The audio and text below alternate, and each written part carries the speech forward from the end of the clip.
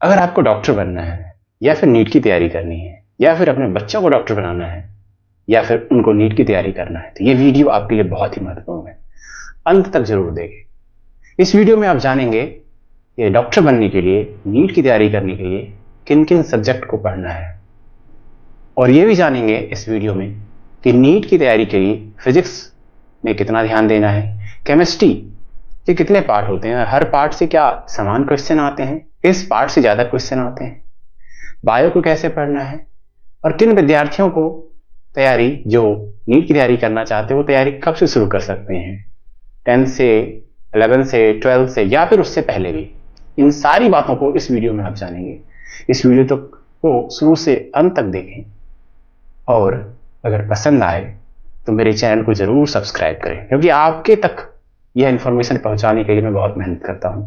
सो आपका एक सब्सक्रिप्शन मुझे मेरी हौसला बढ़ाएगा। सो सब्सक्राइब जरूर करें, लाइक करें और कम से कम एक शेयर तो जरूर करें। चलिए तो वीडियो को देखते हैं। सर नमस्कार, बहुत बहुत धन्यवाद आने के लिए। कैसे हैं सर? एकदम अच्छे हैं। तो डॉक्टर राकेश सर, सबसे पहले आप बताइए कि आप किस संस्था के ऑनर हैं? यहाँ पर आप सिर्फ ऑनर हैं या टीचर भी हैं? यहाँ पर किस किस चीज़ों की तैयारी होती है, पहले ये बताइए। देखिए, सत्यमवेव जी, और सत्यमवेव का मैं शुरू से ही चला रहा हूँ जी, और यहाँ पर बेसिकली जो तैयारी होती है साइंस और कॉमर्स स्ट्रीम की होती है। साइंस में 2 स्ट्रीम आता है, एक होता है मेडिकल जिसमें नीट का एग्जामिनेशन होता है, और दूसरा होता है इंजीनियरिंग, इसमें मैथ का एग्जाम होता है। फिर कॉमर्स के लिए अलग से स्ट्रीम चलता है, सीए फाउंडेशन के लिए। बताइए आप सिर्फ यहाँ के डायरेक्टर हैं या फिर यहाँ पर कुछ सब्जेक्ट को पढ़ाते हैं? डायरेक्टर तो बाद में है, शिक्षक पहले है। जी, मैं यहाँ पर केमिस्ट्री पढ़ाता हूँ और केमिस्ट्री के तीनों पार्ट को, फिजिकल, ऑर्गेनिक, इनऑर्गेनिक को बहुत अच्छे ढंग से बच्चों के सामने रखता हूँ। तो सर आज का जो हम बात है, टॉपिक है हमारा कि डॉक्टर यानी नीट। तो डॉक्टर अगर किसी को बनना है तो उसकी तैयारी किस चीज की तैयारी करना पड़ेगा? सबसे पहले नीट एग्जामिनेशन। नीट को अगर आप आसान शब्दों में बताएं तो है क्या ये? देखिए, आपको हर चीज के लिए एक पैमाना बना हुआ है। जी, आपको डॉक्टर बनना है तो उसके लिए एक एंट्रेंस एग्जाम है, नेशनल एलिजिबिलिटी एंट्रेंस टेस्ट। उसको अगर आप क्रैक करते हैं तो आपको नीट यूजी में एडमिशन मिलता है। नीट यूजी और पीजी 2 अलग अलग चीज होता है। पहले यूजी ग्रेजुएशन लेवल पर काम करते हैं, तब पोस्ट ग्रेजुएशन लेवल पर आप काम करते हैं। तो पहले बच्चे को यूजी का प्रिपरेशन करना है। और नीट एग्जाम दे कौन सकता है? मतलब साइंस के स्टूडेंट, तो साइंस में क्या सब्जेक्ट होगा जो नीट दे सकता है? साइंस के स्टूडेंट देंगे, उसमें पीसीबी कॉम्बिनेशन होना चाहिए। पीसीबी मतलब फिजिक्स, केमिस्ट्री, बायोलॉजी। परसेंटेज कितना होनी चाहिए सर? देखिए, 12th पास आपका परसेंटेज 45% मिनिमम क्राइटेरिया है जो आप होना चाहिए, जिसके आधार पर आप फॉर्म फिलअप कर सकते हैं। क्या ये इंग्लिश भाषा कंपलसरी है? ना, ये सभी भाषाओं में नीट का एग्जामिनेशन होता है। यही तो सबसे खूबसूरती है। हिंदी में आपको आएगा, इंग्लिश में आपको आएगा, और अन्य क्षेत्र जितने रीजनल भाषाएं हैं इंडिया में, उन सब में नीट के क्वेश्चन आते हैं। जिस विद्यार्थी ने फिजिक्स, केमिस्ट्री और बायो पढ़ा हुआ है और मिनिमम 45% मार्क्स हैं तो वो एग्जाम दे सकते हैं। जी, एग्जाम दे सकते हैं, नीट की एग्जाम दे सकते हैं। यानी कि नीट को एग्जाम निकालेंगे, अगर वो क्लियर हुए तो वो फिर आगे जाके डॉक्टर की पढ़ाई कर सकते हैं। कॉलेजेस मिलेंगे। तो सर नीट की तैयारी करने के लिए फिजिक्स, केमिस्ट्री, बायोलॉजी, ये 3 सब्जेक्ट है। बायोलॉजी में फिर एक जूलॉजी भी हो जाती है। बायोलॉजी में 2 पार्ट है, बॉटनी और जूलॉजी होती है। पहले ये आप समझ लीजिए कि नीट के एग्जामिनेशन में 180 क्वेश्चन आते हैं। जी, पहले कोविड के समय में क्या हुआ कि 200 क्वेश्चन दिया जाता था, 180 बनाने का रहता है। पर इस साल इस साल सबसे टफेस्ट लिस्ट हुआ है 2025 में जी, उसमें 180 में 180 ही बनाना था बच्चे को। 3 घंटे 180 क्वेश्चन, यानी 180 मिनट 180 क्वेश्चन, हर 1 मिनट में 1 क्वेश्चन, और उसके 50% क्वेश्चन बायोलॉजी पार्ट से आते हैं। 50%, और उस 50% में 2 पार्ट है, बॉटनी और जियोलॉजी। बायो के 2 पार्ट हैं, बॉटनी और जियोलॉजी, दोनों से 45 रहते हैं। और केमिस्ट्री का भी हिस्सा 25%, यानी अगर 4 पार्ट कर लीजिए, बॉटनी, जियोलॉजी, फिजिक्स, केमिस्ट्री, ये नीट के 4 स्तंभ हो गए आपको। बॉटनी, जियोलॉजी, बायो का पार्ट हो गया, इसका मतलब 50% ये हो गया, 25% केमिस्ट्री हो गया, 25% फिजिक्स हो गया। और हर ईच पेपर से 45 क्वेश्चन रहेंगे। एक क्वेश्चन सही होगा 4 मार्क्स, गलत होगा -1 मार्क्स, यानी मैक्सिमम मार्क्स क्या हो गया 180 गुना 4, यानी 720 मैक्सिमम मार्क्स हो सकता है। यानी नेगेटिव मार्किंग भी है? नेगेटिव मार्किंग तो है, कंपटीशन है तो टफ तो होगा ही। सर केमिस्ट्री के बारे में हम बात करें, कितने पार्ट होते हैं केमिस्ट्री के? केमिस्ट्री के 3 पार्ट हैं, फिजिकल, ऑर्गेनिक और इनऑर्गेनिक। अगर तीनों पार्ट की हम बात करें, क्या तीनों पार्ट से इक्वल क्वेश्चन पूछे जाते हैं? ना, केमिस्ट्री के जो तीनों पार्ट हैं उसमें ऑर्गेनिक का वेटेज सबसे ज्यादा होता है। क्योंकि देखिए क्या होता है, ऑर्गेनिक केमिस्ट्री का यूज क्या है, मेडिसिन में ज्यादा यूज होता है। और डॉक्टर को मेडिसिन के साथ ही काम करना पड़ता है। यही कारण है कि अगर 45 क्वेश्चन है तो अप्रॉक्स 20 to 22 क्वेश्चन आपके ऑर्गेनिक से ही हो जाते हैं कभी कभी, यानी मिनिमम तो 18 रहेगा ही, यानी मैक्सिमम पार्ट ऑर्गेनिक से ही क्वेश्चन पूछा जाता है। तो है सारे सब्जेक्ट पे ध्यान तो देना, लेकिन ऑर्गेनिक पे थोड़ा सा ज्यादा फोकस, ऑर्गेनिक है भी ज्यादा। आपको अपने ऑटोमेटिक जब आप पढ़ने लगिएगा, एनसीईआरटी की 4 वॉल्यूम, पहले ये जान जाइए कि नीट पढ़ने के लिए बुक कौन सी चाहिए। तो एनसीईआरटी सबसे बेस्ट बुक आती है, और जब एनसीईआरटी देखते हैं तो उसमें 11th और 12th 11वीं और 12वीं 2 कक्षा वो दोनों से नीट के क्वेश्चन पूछे जाते हैं। 11th में केमिस्ट्री के 2 बुक हैं और 12th में भी केमिस्ट्री के 2 बुक हैं, और 11th के एक बुक में 50% और 12th का कंप्लीट एक बुक ऑर्गेनिक को ही डेडिकेटेड है। तो आप समझ सकते हैं कि ऑर्गेनिक का ज्यादा वेटेज है किसी भी एग्जामिनेशन के पॉइंट ऑफ व्यू से, और नीट में भी। तो केमिस्ट्री में जो क्वेश्चन आएंगे या फिजिक्स के जो क्वेश्चन आएंगे उसमें एक न्यूमेरिकल पार्ट भी होता है, क्या उनसे भी क्वेश्चन आते हैं? न्यूमेरिकल तो मस्ट है, न्यूमेरिकल पोर्शन ही तो। अच्छा, क्वेश्चन पूछा कैसे जाता है, पहले इस फ्रेम को देख लीजिए। क्वेश्चन का पूछने का ढंग है ऑब्जेक्टिव, और एग्जामिनेशन जो क्रैक करता है बच्चा तो सोचता है कि हम थ्योरी पढ़ लिए काम हो गया ना। वो तो क्वेश्चन, चूंकि 20 लाख बच्चे बैठ रहे हैं, 20 लाख से ऊपर ही बच्चे बैठ रहे हैं, सीट कितना है 83,000, कंपटीशन क्या है टफ, उसको तो आपको रिजेक्ट करना, सेलेक्ट तो करना नहीं है। तो रिजेक्ट कैसे करेगा जब क्वेश्चन के लेवल को थोड़ा इंक्रीज करेगा। तो जो पार्ट आपने पढ़ा है तो उसमें वो एप्लीकेशन लगाएगा, उसी एप्लीकेशन पार्ट को हम लोग कहते हैं न्यूमेरिकल, सवाल को सॉल्व करने का। इसलिए न्यूमेरिकल पोर्शन तो बहुत अच्छे ढंग से रहेंगे। फिजिक्स में ज़्यादा रहता है, और केमिस्ट्री में फिजिकल केमिस्ट्री एक पार्ट होता है। उस फिजिकल केमिस्ट्री में न्यूमेरिकल का बहुत बड़ा रोल होता है। बिना न्यूमेरिकल के आप कभी भी अच्छे से नीट में स्कोर नहीं कर पाएंगे। डॉक्टर बनना है तो न्यूमेरिकल पढ़ने की जरूरत क्या है? जस्ट सिर्फ एक आम आदमी की तरह मैं क्वेश्चन कर रहा हूँ ताकि बच्चे समझ सके न्यूमेरिकल की इंपॉर्टेंस क्या है। किसी दवा को आप देखा है, दवा का सैंपल देखते तो उसमें कॉम्पोजिशन लिखा रहता है।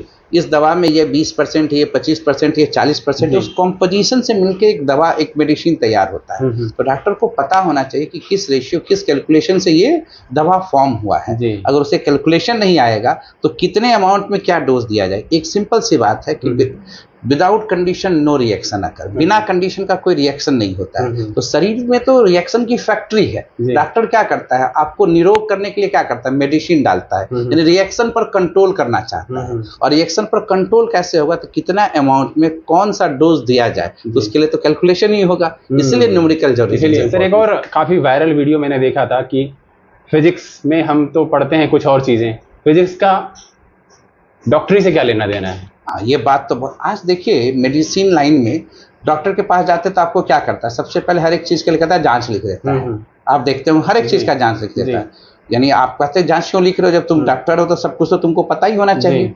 पर वो जांच जब लिखता है तो जांच के हर एक पार्ट कैसे जांचे जाते हैं, इंस्ट्रूमेंट से जांचे जाते हैं। आप खून जांच कराइए तो आज के डेट में लैब इंस्ट्रूमेंट का काम करता है, मैनुअल से ज्यादा आपका प्रैक्टिकल हो चुका है। मतलब ऑपरेटर से काम होता है, और उसको कैलकुलेट करने के लिए कैसा ब्रेन चाहिए, फिजिक्स वाला ब्रेन चाहिए, मैकेनिक्स वाला ब्रेन चाहिए, इलेक्ट्रॉनिक्स वाला ब्रेन चाहिए। तो इसलिए फिजिक्स पार्ट को भी जानना बहुत जरूरी होता है। यानी कि फिजिक्स सिर्फ इंजीनियर्स को नहीं पढ़ना है, उसे डॉक्टर्स को भी पढ़ना है। जी, और ये भी बात जानिएगा, मैथ वाले बच्चे के लिए फिजिक्स आसान होता है, बायो वाले बच्चे के लिए फिजिक्स थोड़ा मुश्किल हो जाता है, इसलिए क्योंकि उसमें कैलकुलेशन पार्ट आता है। तो जो भी प्रिपरेशन करना चाहते हैं नीट का, तो वो जान जाए कि कम से कम उनको बेसिक मैथ का आइडिया तो होना चाहिए। बेसिक मैथ तो अच्छे, या आप अच्छे से मैथ पढ़ रहे हैं तो आप समझ लीजिए आपके लिए फिजिक्स और आसान है। बेसिक मैथ तो कर लिया तो फिजिक्स समझिएगा, बढ़िया ढंग से समझिएगा। मैथ में रुचि है, थोड़ा मैथ को अच्छे ढंग से किए हैं तो फिजिक्स कभी भी आपको टफ नहीं लगेगा। नीट एग्जाम पे सर और आगे बातें करेंगे, फिलहाल हम थोड़ी पहले की बात कर लेते हैं। अगर कोई बच्चा नीट की तैयारी करना चाहता है, ये सारी बातें उसको समझ में आ गई, तो वो +2 में जैसे ही एडमिशन लेता है वो किस तरह से पढ़ाई करे ताकि उसको नीट की एग्जाम में हेल्प मिले? देखिए, माइंड सेट तो आपको 10th से लेना होगा। जैसे आप भी स्टूडेंट हैं, हम भी स्टूडेंट हैं। आप याद कीजिए, जब 10th आपने दिया होगा तो आपके फादर ने आपसे पूछा होगा, बेटा क्या बनोगे? प्रश्न ये नहीं पूछते थे क्या पढ़ोगे, लोगों के दिमाग में चलता क्या बनोगे। यानी उस समय दिमाग में 2 बातें चलती है, मैथ्स लोगो की बायो लोगे। मैथ लोगे तो इंजीनियर बनना है, बायो लोगे तो डॉक्टर बनना है। ये बिहारी कल्चर में बहुत कुछ चलता है। अब जैसे ही आपके दिमाग में कहा हम बायो लेंगे, बायो लेंगे, हमको डॉक्टर बनना है, तो दिमाग में ये 10th से अगर चलना शुरू हो गया तो बहुत अच्छा। नहीं चल रहा है तो 12th के बाद ही आप सोच रहे हैं, मतलब जैसे 10th के बाद ही सोच रहे हैं तो और अच्छी है। प्रिपरेशन कैसे करना है, 100% क्वेश्चन एनसीईआरटी बुक से ही फ्रेम होता है, खासकर बायो और केमिस्ट्री में। फिजिक्स का लेवल थोड़ा अप लेवल होता है जिसके लिए आपको रेफरेंस बुक की भी जरूरत होती है। तो क्या हम सिर्फ एनसीईआरटी पढ़ लेंगे तो मेरा नीट क्वालिफाई हो जाएगा? बिल्कुल नहीं। एनसीईआरटी हमने कहा रेफरेंस बुक है, मापदंड वो है, और उसके लिए प्रैक्टिस करने के लिए आपके पास अच्छा मटेरियल होना चाहिए, अच्छा मटेरियल होना चाहिए।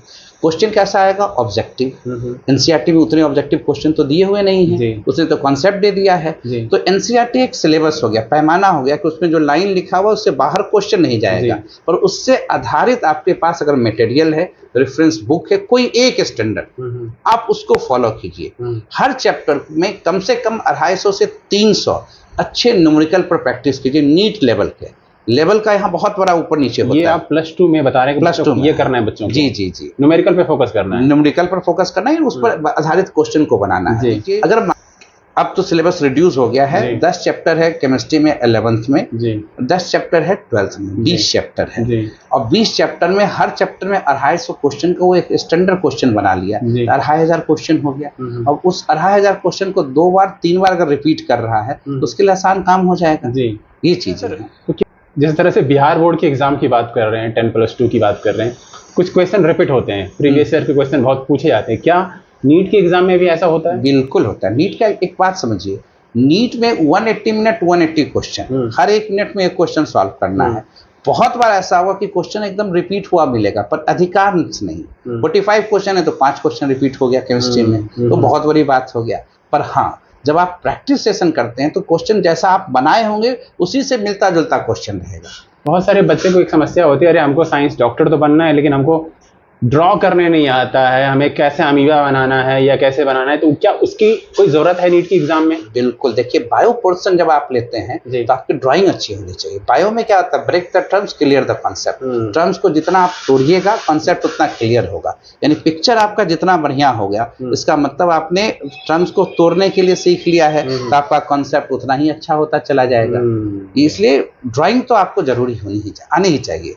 और एक बात है, एजुकेशन में बहुत बार कहा जाता है जिसकी हैंडराइटिंग अच्छी होती है उसका कॉन्सेप्ट, यानी आदमी का कैरेक्टर भी अच्छा होता है, कॉन्सेप्ट भी अच्छा होता है। तो इसलिए अगर आप स्टूडेंट हैं, विद्यार्थी हैं, तो हैंडराइटिंग पर तो जोर जरूर दीजिए। हैंडराइटिंग बहुत बड़ा पार्ट होता है एजुकेशन। तो सर, नीट का जो जैसे कि जेईई के मेंस का एग्जाम होती है, पहले मेंस होता है फिर एडवांस एग्जाम होता है, क्या इनके भी 2 लेवल में एग्जाम? ना, नीट का एक पेपर होता है, सिर्फ एक पेपर। और एक बात और बता दें, इसका ऑनलाइन नहीं होता, ऑफलाइन एग्जामिनेशन होता है, ऑनलाइन नहीं होता है।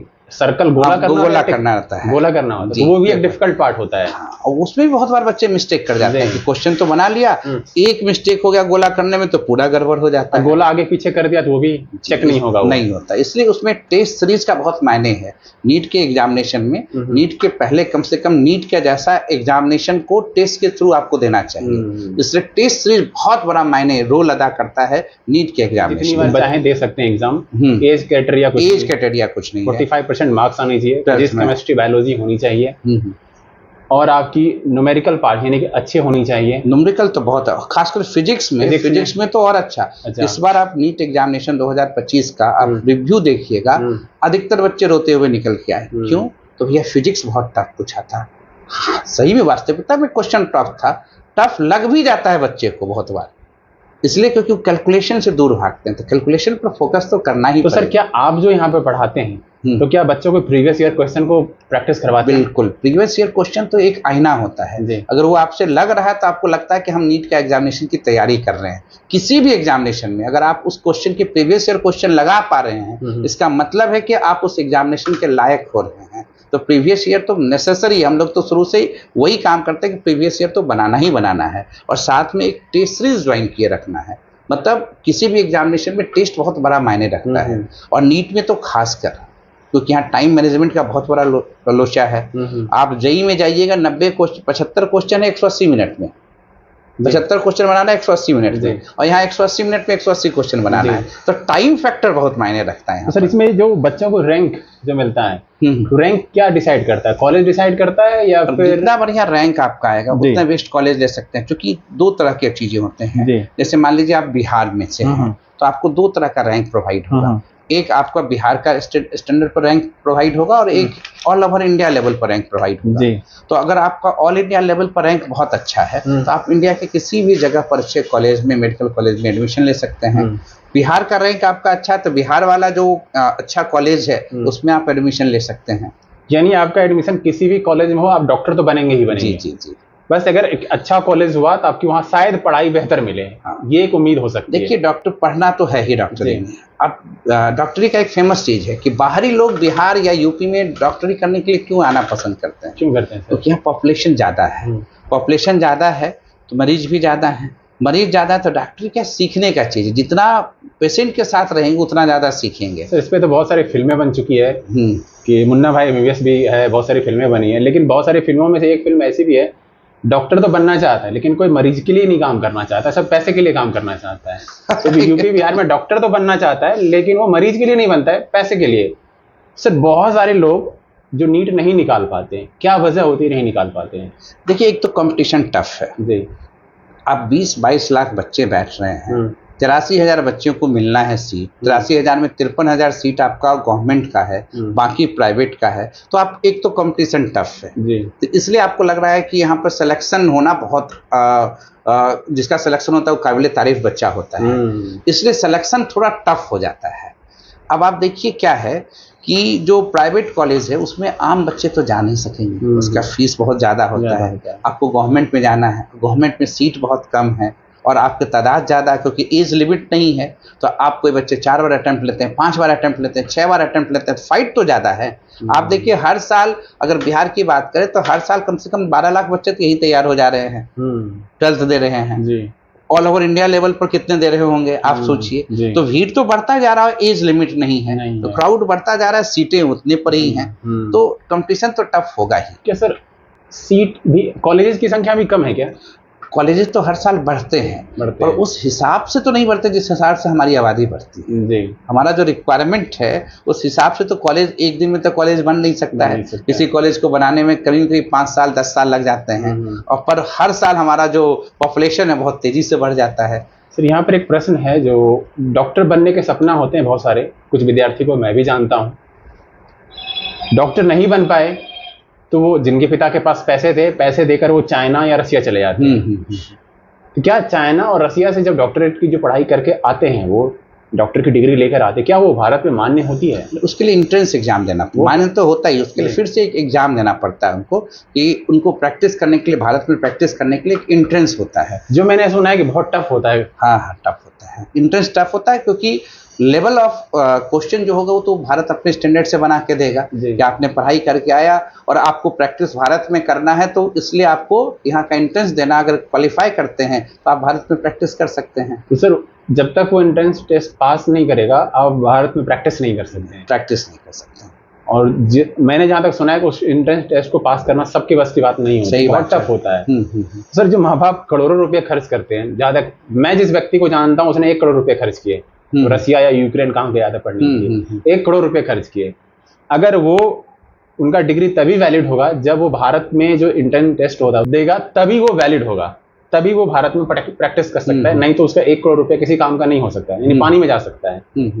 तो माँ बाप को इस बात को लेकर सतर्क रहनी पड़ेगी कि बच्चों को बाहर भेजने से पहले एक बार देख ले हमारे बच्चे कैपेबल है कि नहीं। सही बात है। तो सर आपके यहाँ पे जो पढ़ाई होती है, नीट की तैयारी जो करवाते हैं आप, बच्चे पूरे बिहार से आते होंगे आपके पास? जी जी, खासकर 18 जिला, भागलपुर से लगे हुए 18 जिले के बच्चे हमारे पास ज़्यादा आते हैं। बिहार लेवल से तो आते ही हैं, पर 18 जिले का ज़्यादा कनेक्टिविटी है भागलपुर से।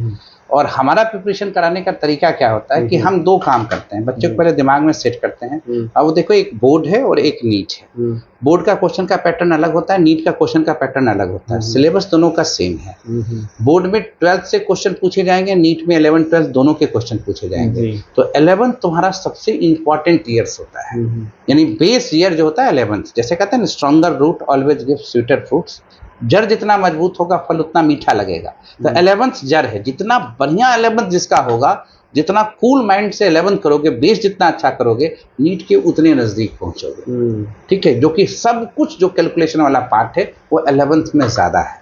बेस जैसे बायो में ले लीजिए, केमिस्ट्री में ले लीजिए, फिजिक्स में ले लीजिए, सबका बेस 11th में ज्यादा है। और यहाँ प्रेशर भी कम है, आपको बोर्ड का प्रेशर भी कम है, इसलिए आप यहाँ पर बहुत अच्छे ढंग से नीट का एक नींव रख दीजिए। तो आपके पास जो बच्चे आते हैं उसे कैसे प्रिपेयर करते हैं नीट के एग्जाम? हम क्या करते हैं, कराते हैं? 11 से करते हैं सर। उसके दिमाग में माइंड सेट डालते हैं। पहले एक +2 हुआ, 3 से 4 घंटा प्रैक्टिस सेशन करते हैं। देखिए नीट क्या क्या है, क्वेश्चन का प्रैक्टिस आपको होना चाहिए। घर में बच्चे अपने मन से प्रैक्टिस नहीं कर पाएंगे। हम 4 घंटे के क्लास के बाद 2 से 3 घंटा स्पेशल प्रैक्टिस सेशन देते हैं नीट के एग्जामिनेशन के लिए। स्पेशल प्रैक्टिस, वो टीचर के सामने। अब उसको हमने दे दिया, आज मोल कंसेप्ट पढ़ाया तो 50 क्वेश्चन मोल कंसेप्ट का बनाना है। टीचर के सामने प्रैक्टिस कर रहा है, जो डाउट हुआ तुरंत पूछ लिया। मेन तो अगर आपका जो डाउट हो रहा है तुरंत सॉल्व हो जाएगा तो आपको रास्ता मिलता चला जाता है आगे बढ़ने का।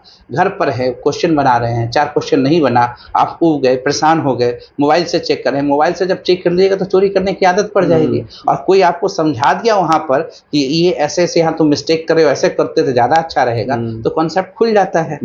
इसलिए हम लोग सामने में प्रैक्टिस कराते हैं। तो बच्चों को जो आप रेफरेंस बुक बताते हैं, जैसे कि आपने बताया कि एनसीईआरटी सिर्फ एक रास्ता दिखाती है, हाँ, उसमें से आपको कुछ रेफरेंस बुक पढ़ने पड़ते हैं। जैसे आपको बायो में लेना है तो फिंगर टिप्स आप लीजिए। केमिस्ट्री में यूज करना है तो आपको बहुत बालाजी पब्लिकेशन का, अर्जेंट पब्लिकेशन का बहुत बेहतरीन किताब आता है प्रैक्टिस सेट करने के लिए। क्या जो दोनों भाषाओं में उपलब्ध होती है? दोनों भाषा में, क्योंकि मैंने कई बार सुना है कि हिंदी भाषा में उतनी अच्छी बुक नहीं बात सही है। हिंदी में किताब की संख्या कम है। जब भी साइंस पढ़िएगा तो इंग्लिश में किताब ज़्यादा मिलेंगे, पर आज के डेट में क्या हो गया कि हिंदी में भी किताब आने लगा। अब नया शब्द स्टार्ट हो गया इंग्लिश। कुछ किताब ऐसे आ रहे हैं कि जिसमें हिंदी भी वर्ड लिखे हुए हैं, इंग्लिश भी लिखे हुए हैं, क्योंकि कंप्लीट उसका हिंदी कर पाना संभव नहीं था तो उसको इंग्लिश में लोग ने लिख दिया। जो रेशियो होती है क्लियर करने के एग्जाम, हिंदी मीडियम वाले ज़्यादा कर पाते हैं, इंग्लिश मीडियम वाले? देखिए सबसे पहले एक बात समझिए, आज से कोविड के पहले या 5 साल पहले तक किसी भी कंपटीशन में सबसे ज़्यादा सिलेक्शन बिहार में बिहार बोर्ड के स्टूडेंट के होता था जी। पर वो धीरे धीरे तादाद घटने लगा। कारण घटने लगा कि यहाँ पर 10th और 12th का जो बोर्ड पैटर्न है वो थोड़ा इजी हो गया। बच्चे को कंपटीशन का वो जज्बा फील नहीं होने दिया जो पहले होता था। आप सोचिए कि आज से 10 साल 15 साल पहले कोई बिहार बोर्ड में फर्स्ट डिवीजन कर जाता था तो गांव भर में मिठाई बंटता था, और आज फर्स्ट डिवीजन का कोई मायने रह पाया है? नहीं। इंटर में 10th में नहीं रह पाया है। क्या क्वेश्चन का लेवल घट गया? कम प्रैक्टिस से भी वो बच्चे अच्छे नंबर ला रहे हैं। अब पहले स्टैंडर्ड लेवल होता था, बिहार बोर्ड से फर्स्ट डिवीजन करना मतलब गौरव की बात होती थी। इसलिए थोड़ा पढ़ाई तो थोड़ा कमजोर हो गया है। इस पर ध्यान देने की जरूरत है गवर्नमेंट को। चलिए, तो हमने नीट के बारे में जानकारी ली सर। थोड़ी चीजें आप अपने इंस्टीट्यूट के बारे में बताइए कि बच्चे यहाँ को क्या क्या सुविधा मिलेगा अगर यहाँ पढ़ने आते हैं। देखिए फर्स्ट चीज तो है कि अगर आप 10th के बाद साइंस स्ट्रीम लेते हैं या कॉमर्स स्ट्रीम लेते हैं, दोनों की सुविधाएं हैं। सुविधाएं में फर्स्ट क्या है आपका, अगर मैथ ले रहे हैं या आप बायो ले रहे हैं, जेई के लिए अलग प्रिपरेशन, +2 के लिए अलग प्रिपरेशन। अगर आप चाहते हैं कि सीबीएसई बोर्ड से यहाँ से स्कूलिंग करें तो उसकी व्यवस्था यहाँ पर है। तो हम लोग क्या किए हैं कि बोर्ड का प्रिपरेशन अलग रखे हैं और कॉम्पिटिटिव पार्ट का प्रिपरेशन अलग रखे हैं। ऐसा बर्डन फील नहीं होने देते हैं कि कोई बच्चे चाहते हैं कि सिर्फ हम बोर्ड करें, अभी कंपटीशन ना करें, तो वो कर सकते हैं। और बोर्ड के साथ साथ कंपटीशन करें, उनके लिए तो बेहतर रहता है कि एक बार हमने बोर्ड पढ़ा दिया और अगला 3 घंटा उसके लिए हमने प्रैक्टिस सेशन रखा है, स्पेशली जेई और नीट वाले बच्चों के लिए। ये फायदा होता है। इसके अलावा सर हॉस्टल फैसिलिटी यहाँ पर होती है? अपने यहाँ हॉस्टल फैसिलिटी है, डाउट क्लास का फैसिलिटी है, स्टडी मटेरियल हमारे यहाँ से प्रोवाइड होता है बच्चों को। दूसरा चीज है आपको ऑफलाइन और ऑनलाइन दोनों मोड में पढ़ाई होती है। अगर मान लीजिए कोई बच्चा आज छूट गया, सबसे बड़ा दिक्कत क्या है कि अगर आप बीमार पड़ गए, क्लास आए और आप बीमार पड़ गए, 5 दिन क्लास आपकी छूट गई, तो आप कहिए सर हम कवर कैसे करें? तो जितना दिन आपका क्लास छूटा उतना दिन का स्पेशल आपको वीडियो अवेलेबल हो जाता है कि आप उसको कवर कर लीजिए। बुक्स वगैरह सर? बुक तो देखिए 2 स्टडी मटेरियल हमने दिया, एनसीईआरटी बुक तो रखना ही रखना है, और रेफरेंस बुक्स आपको हम जो प्रिस्क्राइब करेंगे वो आपको परचेज करनी है। लाइब्रेरी की सुविधा कुछ? हाँ, लाइब्रेरी है। देखिए जो हमारे हॉस्टल वाले बच्चे होते हैं उनको देखिए अब तो लाइब्रेरी 2 तरह का हो गया, एक पढ़ने वाला लाइब्रेरी हो गया और एक बुक वाला लाइब्रेरी हो गया। तो बुक वाला भी लाइब्रेरी अवेलेबल है और पढ़ने वाला भी लाइब्रेरी अवेलेबल है। तो जो हमारे हॉस्टल वाले बच्चे होते हैं उनको 4 से 5 घंटा लाइब्रेरी में बैठ के पढ़ना अनिवार्य है। बुक वाला? हाँ, ये बुक वाला लाइब्रेरी में। उसमें रेफरेंस बुक होते हैं? हाँ, रेफरेंस सभी तरह के बुक होते हैं। उसको ना भी खरीदे तो काम चल सकता है? बिल्कुल। लेकिन वो हॉस्टल वाले के लिए उपलब्ध? हॉस्टल वाले, क्योंकि देखिए वो यहाँ पर रहता है, निगरानी में रहता है, तो उसको देना लेना आसान काम हो जाता है सिस्टम के लिए। बाहरी बच्चे के लिए भी अप्लाई करते हैं पर उनके लिए कुछ टर्म्स एंड कंडीशंस। डॉक्टर अगर किसी को बनना है तो वो डिसाइड कब कर सकता है कि हमें क्या लेना है? मतलब क्या कहें, हम किस सेक्टर में जाना है? हमें डेंटिस्ट बनना है या फिर हमें वो तो स्कोर के हिसाब से आप जा सकते। डेंटिस्ट बीडीएस कोर्स जो हुआ आपका, जो नीट में स्कोर हुआ वो डिसाइड करेगा कि आप बीडीएस में जाइएगा कि आप उसके नीचे वाले कोर्स में जाइएगा कि आप डायरेक्ट एमबीबीएस में जाइएगा। नीट में आपने कितना मार्क्स लिया? हाँ, नीट का मार्क्स के परसेंटेज के हिसाब पर जितना अप मार्क्स आएगा उतना अच्छा कॉलेज मिलेगा। और फिर वो जो मैंने बताया, क्या कह रहे हैं, डेंटिस्ट बनना है। डेंटिस्ट को बीडीएस कोर्स हुआ, नीट में स्कोर कम रहता है तो उसके डेंटिस्ट के कॉलेज अलग होते हैं। अच्छा, तो डेंटल कॉलेज अलग होते हैं सर।